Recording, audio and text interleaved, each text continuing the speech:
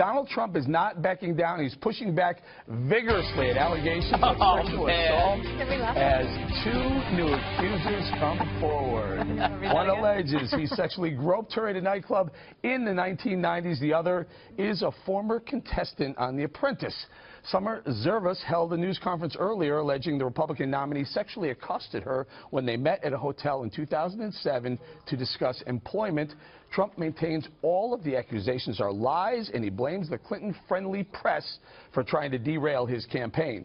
He targeted one man in particular today, a Mexican billionaire tied to both the Clintons and the New York Times.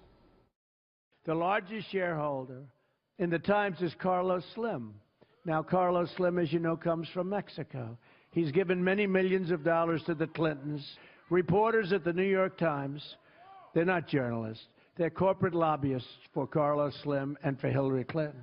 Right now, I am being viciously attacked with lies and smears. Some are doing it for probably a little fame. They get some free fame. It's a total setup. Now, suddenly, after many, many years, phony accusers come out less than a month before one of the most important elections in the history of our country. Even a simple investigation would have shown these allegations against me. In just about all cases, it's nonsense. It's false. The whole thing is one big fix. It's one big fix.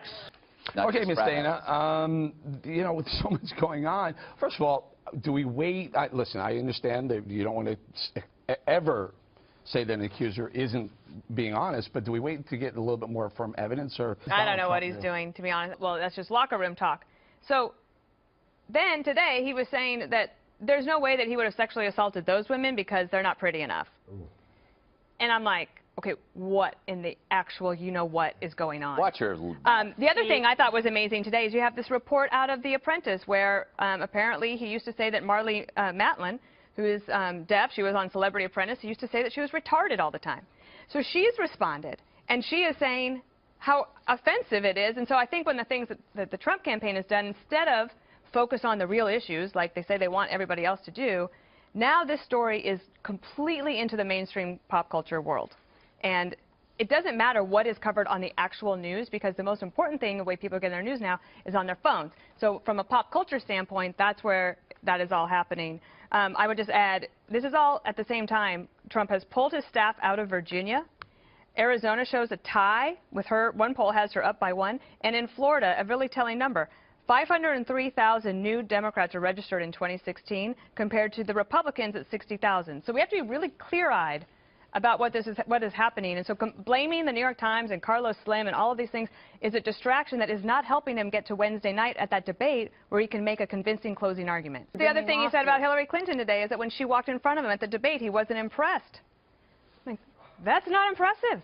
Right. All right? And the Republican men that are defending this are really irritating me. I've been like Mount Vesuvius all day. You have. You're not out there doing it. I mean, there are people like, you know who you are. You know who you are, Ben Carson. The look.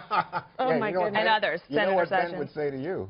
What? Cut the mic. Oh, cut my mic. Cut the mic. Yeah, because women should be seen and not heard, apparently. Finally, you agree with me, After 20 Dana. years of defending these guys. Well, you know, I'm enjoying this.